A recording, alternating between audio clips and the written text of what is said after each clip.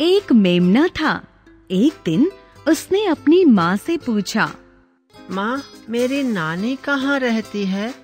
बेटा, तेरी नानी दूर जंगल में रहती है, भेड़ बोली। मेमना, माँ, मैं नानी के घर जाऊंगा। भेड़, जंगल में शेर, चीता, भेड़िया और भालू रहते हैं, वे तुझे खा जाएंगे। माँ, तुम मुझे एक जादू की ढोलकी में रख देना, वह चलती जाएगी और मैं नानी के घर पहुँच जाऊंगा। मेमने ने उपाय बताया। भेड़ जादूगर के पास गई। जादूगर ने ढोलकी बना दी। जादूगर ने बताया, जब मेमना बोलेगा, चल मेरी ढोलक चलती चल, तब यह चलती जाएगी। भेड़ ने ढोलकी में मेमने को बिठा दिया। ढोलकी चल पड़ी। जंगल में उसे एक सियार मिला।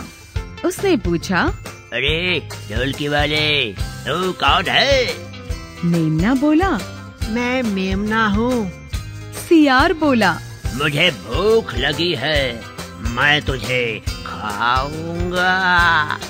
मेमना बोला, अभी मैं छोटा हूँ, नानी के घर जाता हूँ, मोटा होकर आता हूँ, तब तुम मुझे खाना।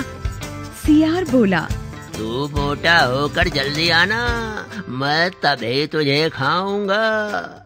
मेमने ने ढोलकी से कहा, चल मेरी ढोलक चलती चल। ढोलकी फिर चल पड़ी। रास्ते में मेमने को भेड़िया, भालू, चीता, बाघ और शेर मिले। सभी उसे खाना चाहते थे। मेमने ने सभी से यही कहा, नानी के घर जाता हूँ, मोटा होकर आता हूँ, फिर तुम मुझे खाना। ढोलकी में लुढ़कता हुआ मेमना अंत में नानी के पास जा पहुँचा। नानी उसे देखकर बहुत प्रसन्न हुई।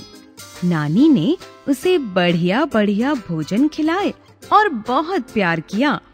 मेमना 1 महीने तक नानी के पास रहा। वह खूब खा पीकर मोटा हो गया था। मेमने ने नानी से कहा, नानी जी, अब मुझे माँ के पास भेज दो। नानी ने ढोलकी पर जादू का एक डंडा लगवा दिया। उसने मेमने से कहा, जब कोई जानवर तुझे खाने के लिए आए तो बोलना, बज मेरे डंडे बजता चल, लगता चल, चलता चल। यह डंडा शत्रु को मार भगाएगा। मेमना ढोलकी में बैठकर चल पड़ा। वह जंगल में जा पहुंचा। रास्ते में शेर आ गया। वह बोला, अब तू मोटा होकर आया है, मैं तुझे खाऊंगा। तभी मेमने ने डंडे से कहा, बज मेरे डंडे बजता चल, लगता चल, चलता चल। डंडा शेर की नाक पर जाकर जोर से लगा। वह पीड़ा से चिल्लाया, ये कैसा मेमना है? शेर भाग खड़ा हुआ। इसी प्रकार मार्ग में बाघ, चीता और सियार भी मिले। जादू के डंडे ने सब की ऐसी पिटाई की कि सब चीखते चिल्लाते भागते बने। बहादुर और चतुर मेमना सब संकटों का सामना करते हुए माँ के पास पहुँच गया। माँ ने उसे बहुत प्यार किया।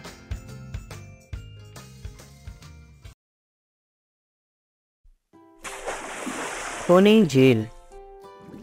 एक बार की बात है, एक जंगल में एक झील थी जो कि खूनी झील के नाम से प्रसिद्ध थी।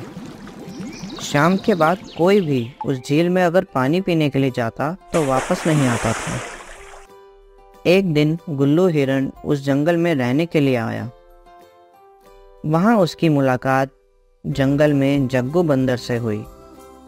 जग्गू बंदर ने गुल्लू हिरण को जंगल के बारे में सब बताया, लेकिन उस झील के बारे में बताना भूल गया। जग्गू बंदर ने दूसरे दिन गुल्लू हिरण को जंगल के सभी जानवरों से मिलाया। जंगल में गुल्लू हिरण का सबसे अच्छा दोस्त एक चीकू खरगोश बन गया। गुल्लू हिरण को जब भी प्यास लगती तो वह उस झील में पानी पीने जाता था। वह शाम को भी उसमें पानी पीने जाता था। एक शाम को वह उस झील में पानी पीने गया तो उसने उसमें बड़ी तेजी से अपनी ओर आता हुआ एक मगरमच्छ देख लिया, जिसे देखकर वह बड़ी तेजी से जंगल की तरफ भागने लगा। रास्ते में उसको चीकू खरगोश मिल गया। चीकू ने गुल्लू हिरण से इतनी तेज भागने का कारण पूछा। गुल्लू हिरण ने उसको सारी बात बताई। चीकू खरगोश ने कहा कि मैं तुमको बताना भूल गया था कि वह एक खूनी झील है। उसमें जो भी शाम के बाद जाता है वो वापस नहीं आता। लेकिन उस झील में मगरमच्छ क्या कर रहा है?